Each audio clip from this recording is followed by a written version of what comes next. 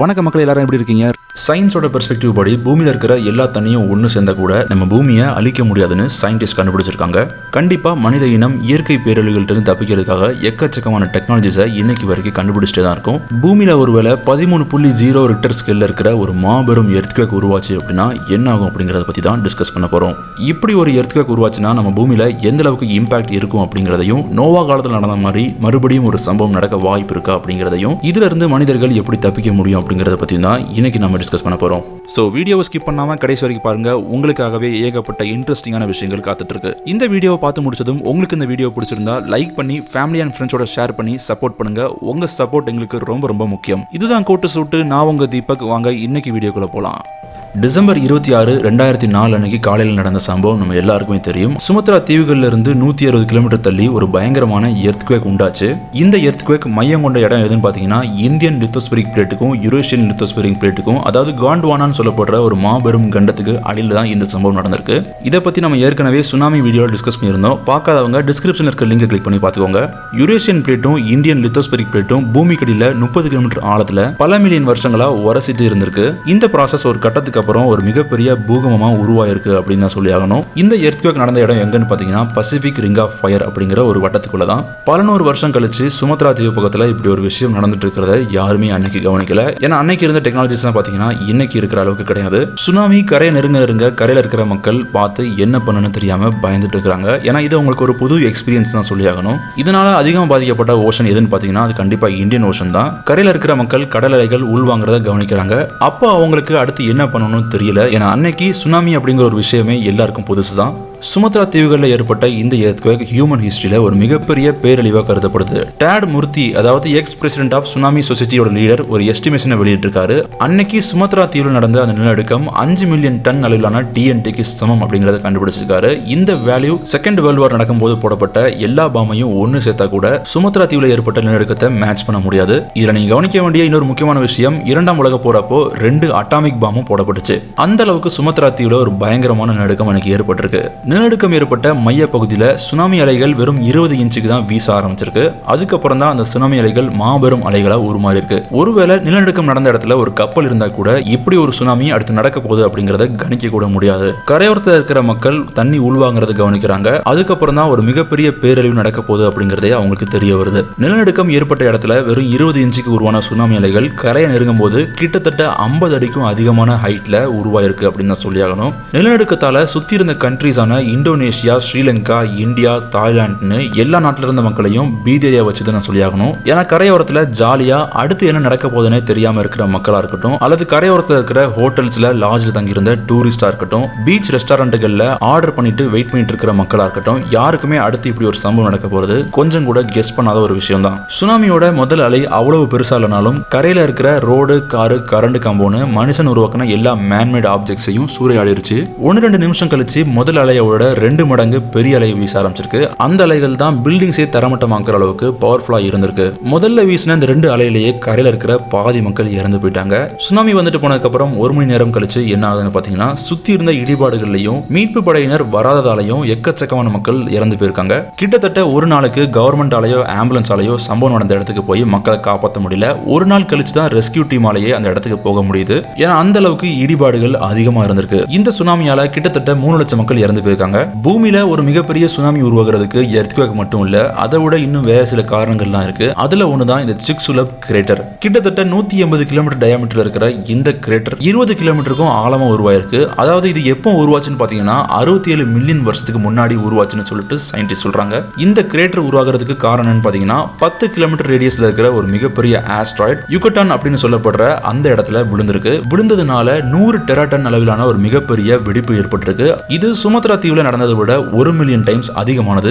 விழுந்த அந்த ஆஸ்ட்ராய்டால 160 அடியில இருந்து 330 அடி ஹைட் வரைக்கும் மாபெரும் சுனாமி அலைகள் உருவாயிருக்கு. அதே சுனாமி அலைகள் இப்போ உருவாச்சு அப்படின்னா பூமியில் இருக்கிற எல்லா கண்டத்தையும் இந்த சுனாமி அலையால மூழ்கடிக்க முடியும். நீங்க ஒரு விஷயத்தை நல்லா கவனிச்சு பாத்தீங்க அப்படின்னா, ஒரு நிலநடுக்கம் எங்க ஏற்படுதுங்கிறத பொறுத்து தான் அதோட ஆபத்தும் பின்விளைவுகளும் காத்திருக்கு. அதாவது ஒரு நிலநடுக்கம் கரைக்கு பக்கத்துல ஏற்பட்டுச்சு அப்படின்னா சுனாமி பேரலைகளோட ஹைட்டும் அழிவும் பயங்கரமா இருக்கும். ஆனா ஒருவேளை சிக்சுலப் ஆஸ்ட்ராய்டு மரியானா ட்ரென்ச்குள்ள விழுந்தா எந்த அளவுக்கு பாதிப்பை ஏற்படுத்த முடியும்? ஏன்னா இதே மாதிரி ஒரு சம்பவம் தான் டைனோசர் வாழ்ந்த காலகட்டத்தில் நடந்திருக்கு அப்படின்னு சொல்றாங்க.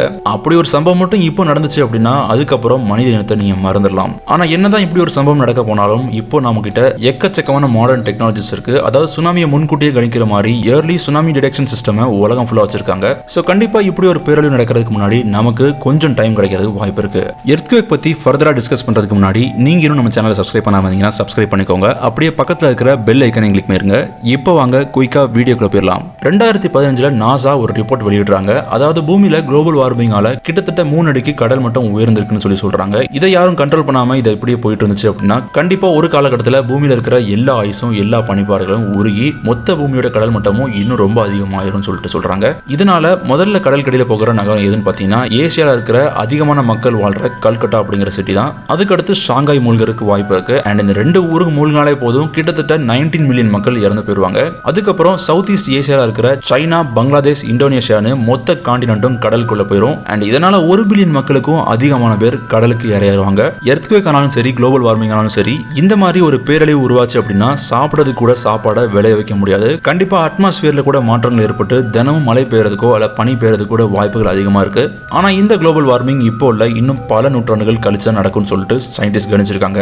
சோ மனித இனம் பூமியோட பேரழிவுல இருந்து சர்வை பண்றதுக்கான வழிகளை கண்டுபிடிச்சாக்கணும். ஆனா இப்போ இருக்கிற பர்த் கண்ட்ரோல் சிஸ்டமா இருக்கட்டும், சாப்பாட்டோட குவாலிட்டியை கூட்டுறதுக்காக போடப்படுற கெமிக்கல்ஸா இருக்கட்டும், அடுக்கடுக்கா கட்டிட்டு போற பில்டிங்ஸா இருக்கட்டும், பாப்புலேஷன் கண்ட்ரோல் பத்தி யாருக்குமே கவலை இல்லை அப்படின்னு தான் சொல்லி ஆகணும். சோ கண்டிப்பா ஃபியூச்சர்ல ஒரு எரிமலை வெடிப்போ, சுனாமியோ, பேண்டமிக்கோ, வேர்ல்டு வாரோ எதுவா இருந்தாலும் மனித இனம் தப்பிக்கிறதுக்குண்டான வழிகளை கண்டுபிடிச்சே ஆகணும். முன்னாடி காலத்துல வாழ்ந்த ஏன்ஷியன்ட் மக்கள் இந்த மாதிரியான ஒரு பேராபத்து எப்போ நடக்க போகுதுங்கிறத துல்லியமா கணிச்சு வச்சிருந்தாங்க. இப்போ இருக்கிற மாடர்ன் டெக்னாலஜிஸ் அவங்ககிட்ட அன்னைக்கு இல்லைனா கூட அவங்களால இது அத்தனையும் கணிக்க முடிஞ்சது. அவங்கள மாதிரியே நம்மளாலையும் கணிக்க முடிஞ்சா ரொம்ப ரொம்ப நல்லா இருக்கும். இப்போ பூமியில இருக்கிற சிச்சுவேஷன் படி பார்க்கும்போது இந்த மாதிரியான இயற்கை பேரழிவுகளை விட மக்கள் சாப்பாடு இல்லாதனாலையும் ஓவர் பாப்புலேஷனா இருக்கிறதுனாலையும் தான் அதிகமான பேர் இறந்து போவாங்க. ஆனா இந்த மாதிரியான பேரழிவுகளை இயற்கை மட்டுமே உருவாக்கிறது கிடையாது, மனித இனத்தாலையும் இந்த மாதிரியான ஒரு பேரழிவை உருவாக்க முடியும். இயற்கை பேரழிவு கிட்ட மாட்டிக்கிட்ட 2 நாட்டோட எக்ஸாம்பிள் பத்தி நான் இப்போ உங்களுக்கு சொல்ல போறேன். இப்போ நீங்க பார்த்துட்டு இருக்கிற இந்த ஃபுட்டேஜ் தான் 2011 ஜப்பான்ல சுனாமி வந்தப்போ எடுக்கப்பட்ட ஃபுட்டேஜ். ஜப்பானோட சீ ஷோருக்கு பக்கத்துல உருவான நிலநடுக்கத்தால ஒரு மாபெரும் சுனாமி பேரழிவு எழும்புச்சு. இந்த சுனாமியால 18,000 மக்கள் இறந்து போயிருக்காங்க. சுனாமி அஃபெக்ட் பண்ண ஏரியால தண்ணி கிடையாது, கரண்ட் கிடையாது, மக்களுக்கு தேவையான அத்தியாவசிய பொருள் எதுவுமே கிடையாது. அது மட்டும் இல்லாம ஜப்பான் நாட்டோட எக்கனாமி ஒரே நாள்ல தரமட்டமாயிருச்சு. ஒரு பக்கம் இயற்கை பேரழிவு, இன்னொரு பக்கம் நாட்டோட மோசமான நிலைமை. இந்த மாதிரியான ஒரு ஆபத்தான சூழ்நிலையில கூட எந்த விதமான கிரிமினல் குற்றமும் நடக்கலன்னு சொல்றாங்க. பேரழிவுல மாட்டின எல்லா மக்களும் ஒருத்தருக்கு ஒருத்தர் மியூச்சுவலா ஹெல்ப் பண்ணிட்டு ஒவ்வொருத்தரும் ரெஸ்பான்சிபிலிட்டியோட, ஃபார் எக்ஸாம்பிளுக்கு மீட்பு படையினர் சாப்பாடு தராங்கன்னா அதை ஒழுங்கா சண்டை போடாம கியூல இருந்து கரெக்டா வாங்கிட்டும், காப்பாற்றப்படுறதுக்கு ஹெலிகாப்டர் வந்துச்சு அப்படின்னா முதல்ல பெண்களுக்கும் குழந்தைகளுக்கும் முன்னுரிமை கொடுத்துட்டு அதுக்கப்புறம் தான் பின்னாடி ஆண்கள் போயிருக்காங்க. சோ இந்த அளவுக்கு ஜப்பான் நாட்டில் இருக்கிற சிட்டிசன்ஸ் ஒவ்வொருத்தரும் மனிதாபிமானத்தோடையும் நாட்டுப்பற்றோடையும் செயல்பட்டு இருக்காங்க. பாதிக்கப்பட்ட இடத்துல எக்கச்சக்கமான ஏடிஎம்ஸ் உடஞ்சி சின்ன பின்னமா இருந்திருக்கு. ஆனா ஒரு எண் கூட காணாம போகல அப்படின்னு சொல்லிட்டு ஜப்பான் நாட்டோட கவர்மெண்ட் டிக்ளேர் பண்ணிருக்காங்க. இதுல இருந்து மனித இனத்தோட பெஸ்ட் ஹியூமன் குவாலிட்டிஸ் வெளிப்படுது. சோ இப்படிப்பட்ட சூழ்நிலையில மக்கள் எந்த அளவுக்கு பாதுகாப்பா இருக்கணும் அண்ட் ஒருத்தருக்கு ஒருத்தர் எவ்வளவு ஒத்தாசையா இருக்கணும் அப்படிங்கறத கத்து கொடுக்குது. பேரிடர் காலத்துல இருந்து சர்வை பண்றது அவ்வளவு ஈஸியான விஷயம் கிடையாது. இதை செஞ்சதுனால தான் எவல்யூஷனா காலங்காலமா மனித இனம் காப்பாற்றப்பட்டு வந்துச்சு. இதை நாம ஒரு மிருகத்திட்ட இருந்து ஈஸியா கத்துக்கலாம். ஜப்பான் நாட்டோட மக்களுக்கு அப்படியே ஆப்போசிட்டா இன்னொரு எக்ஸாம்பிள் பாருங்க. நியூ ஆர்லியன்ஸ்ல 2005 ஏற்பட்ட ஹரிகேன் கட்ரினா அப்போ 80% நகரம் மொத்தமா தண்ணி கடியில மூழ்கி இருந்துச்சு. ஆனா ஆபத்து நடக்கிறதுக்கு முன்னாடியே நிறைய மக்கள் பாதுகாப்பான நகரங்களுக்கு கூட்டு போகப்பட்டாங்க. மிச்ச மீறி மாட்டிட்டு இருந்த மக்களும் ஒரு மிகப்பெரிய ஆபத்தான ஒரு விஷயத்துல சிக்கி இருந்தாங்க. அது என்னன்னு பாத்தீங்கன்னா வெள்ளத்தினாலேயோ தண்ணியாலேயோ கிடையாது, ரவுடிகள் கூட்டத்துக்கிட்ட மாட்டிட்டு இருந்தாங்க.